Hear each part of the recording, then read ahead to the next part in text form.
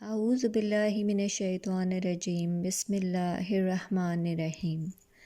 آج ہم سورہ آل عمران کا خلاصہ سنیں گے۔ اس صورت میں ایک مقام پر آل عمران کا ذکر آیا ہے، اسی کو علامت کے طور پر اس کا نام قرار دے دیا گیا ہے۔ اس کے خطاب اور مباحث۔ سورت کا خطاب خصوصیت کے ساتھ دو گروہوں کی طرف ہے، ایک اہل کتاب یعنی یہود و نصارہ، اور دوسرے وہ لوگ جو محمد صلی اللہ علیہ وآلہ وسلم پر ایمان لائے تھے یعنی کہ مسلمان۔ پہلے گروہ کو اسی طرز پر مزید تبلیغ کی گئی ہے جس کا سلسلہ سورہ بقرہ میں شروع کیا گیا تھا۔ ان کی اعتقادی گمراہیوں اور اخلاقی خرابیوں پر تنبیہ کرتے ہوئے انہیں بتایا گیا ہے کہ یہ رسول اور یہ قرآن اسی دین کی طرف بلا رہا ہے جس کی دعوت شروع سے تمام انبیاء دیتے چلے آئے ہیں، اور جو فطرت اللہ کے مطابق ایک ہی دین حق ہے۔ اس دین کے سیدھے رستے سے ہٹ کر جو راہیں تم نے اختیار کی ہیں وہ خود ان کتابوں کی روح سے بھی صحیح نہیں ہیں جن کو تم کتب آسمانی تسلیم کرتے ہو، اور یہ اشارہ یہود و نصارہ کی طرف ہے۔ لہٰذا اس صداقت کو قبول کرو جس کی صداقت ہونے سے تم خود بھی انکار نہیں کر سکتے۔ دوسرے گروہ کو جو اب بہترین امت ہونے کی حیثیت سے حق کا علمبردار اور دنیا کی اصلاح کا ذمہ دار بنایا جا چکا ہے یعنی کہ مسلمان، اسی سلسلے میں مزید ہدایات دی گئی ہیں جو سورہ بقرہ میں شروع ہوا تھا۔ انہیں پچھلی امتوں کے مذہبی و اخلاقی زوال کا عبرت ناک نقشہ دکھا کر متنبہ کیا جا رہا ہے کہ ان کے نقش قدم پر چلنے سے بچو۔ ان کو بتایا گیا ہے کہ ایک مسلح جماعت ہونے کی حیثیت سے وہ کس طرح کام کریں اور ان اہل کتاب اور منافق مسلمانوں کے ساتھ کیا معاملہ کریں جو خدا کے رستے میں طرح طرح سے رکاوٹیں ڈال رہے تھے۔ انہیں اپنی ان کمزوریوں کی اصلاح پر بھی متوجہ کیا گیا ہے جن کا ظہور جنگ احد کے سلسلے میں ہوا تھا۔ اس طرح یہ صورت نہ صرف آپ اپنے مختلف اجزاء میں مسلسل و مربوط ہے بلکہ سورہ بقرہ کے ساتھ بھی اس کا قریبی تعلق نظر آتا ہے، اور یہ محسوس ہوتا ہے کہ اس کا فطری مقام بقرہ سے ہی متصل ہے، یعنی کہ یہ ایک طرح سے ٹوین سوراز ہیں۔ اب اس کا شان نزول کیا ہے؟ سورت کا تاریخی پس منظر کچھ ایسا ہے کہ سورہ بقرہ میں اس دین حق پر ایمان لانے والوں کو جن آزمائشوں اور مصائب و مشکلات سے قبل از وقت متنبہ کر دیا گیا تھا وہ پوری شدت کے ساتھ پیش آ چکی تھیں۔ جنگ بدر میں اگرچہ اہل ایمان کو فتح حاصل ہوئی تھی لیکن یہ جنگ گویا بھیڑوں کے چھتے میں پتھر مارنے کے ہم معنی تھی۔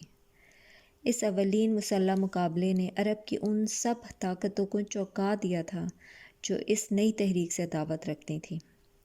ہر طرف طوفان کے آثار نمایاں ہو رہے تھے۔ مسلمانوں پر ایک دائمی خوف اور بے اطمینانی کی حالت آ رہی تھی، اور ایسا محسوس ہوتا تھا کہ مدینے کی ایک چھوٹی سی بستی جس نے گرد و پیش کی ساری دنیا سے لڑائی مول لے لی ہے صفحہ ہستی سے مٹا ڈالی جائے گی۔ ان حالات کا مدینے کی معاشی حالت پر بھی نہایت برا اثر پڑ رہا تھا۔ اول تو ایک چھوٹے سے قصبے میں جس کی آبادی چند 100 گھروں سے زیادہ نہ تھی، یکایک مہاجرین کی ایک بڑی تعداد کے آ جانے ہی سے معاشی توازن بگڑ چکا تھا۔ اس پر مصیبت یہ کہ اس حالت جنگ بھی اس پر نازل ہو گئی تھی۔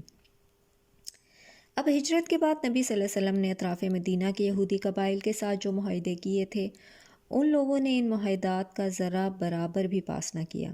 جنگ بدر کے موقع پر ان اہل کتاب کی ہمدردیاں توحید و نبوت اور کتاب و آخرت کے ماننے والے مسلمانوں کے بجائے بت پوجنے والے مشرکین کے ساتھ تھیں۔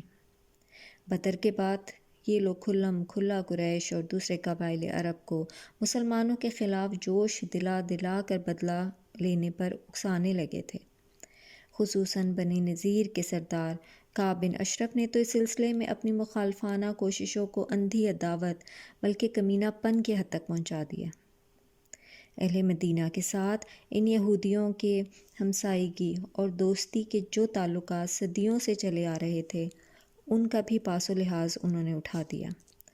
آخرکار جب ان کی شرارتیں اور عہد شکنیاں حد برداشت سے گزر گئیں تو نبی صلی اللہ علیہ وسلم نے بدر کے چند مہینے بعد ہی بنو قینقاع اور جو ان یہودی قبیلوں میں سب سے زیادہ شریر لوگ مشہور تھے حملہ کر دیا اور انہیں اطراف مدینہ سے نکال باہر کیا۔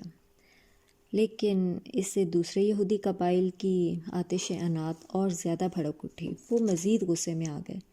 انہوں نے مدینہ کے منافق مسلمانوں اور حجاز کے مشرک قبیلوں کے ساتھ ساز باز کر کے اسلام اور مسلمانوں کے لیے ہر طرف خطرات ہی خطرات پیدا کر دیے، حتیٰ کہ خود نبی صلی اللہ علیہ وسلم کی جان کے متعلق ہر وقت یہ اندیشہ رہنے لگا کہ نامعلوم کب آپ صلی اللہ علیہ وسلم پر قاتلانہ حملہ ہو جائے۔ صحابہ کرام اس زمانے میں بالعموم ہتھیار ساتھ رکھ کے سوتے تھے۔ شب خون کے ڈر سے راتوں کو پہرے دیے جانے لگے۔ نبی صلی اللہ علیہ وسلم اگر تھوڑی دیر کے لیے بھی کہیں نگاہوں سے اوجھل ہو جاتے تو صحابہ کرام گھبرا کر آپ کو ڈھونڈنے کے لیے نکل کھڑے ہوتے تھے۔ جنگ بدر کی شکست کے بعد قریش کے دلوں میں آپ ہی انتقام کی آگ بھڑک رہی تھی کہ اس پر مزید تیل یہودیوں نے چھڑکا۔ اب نتیجہ یہ ہوا کہ ایک ہی سال بعد مکے سے 3000 کا لشکر جرار مدینے پر حملہ آور ہو گیا اور احد کے دامن میں وہ لڑائی پیش آئی جو جنگ احد کے نام سے مشہور ہے۔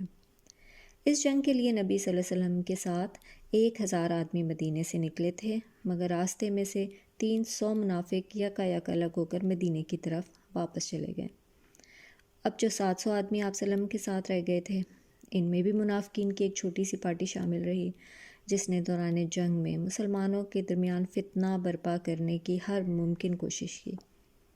یہ پہلا موقع تھا جب معلوم ہوا کہ مسلمانوں کے اپنے ہی گھر میں اتنے کثیر التعداد آستین کے سانپ موجود ہیں اور وہ اس طرح باہر کے دشمنوں کے ساتھ مل کر خود اپنے بھائی بندوں کو نقصان پہنچانے پر تلے ہوئے ہیں۔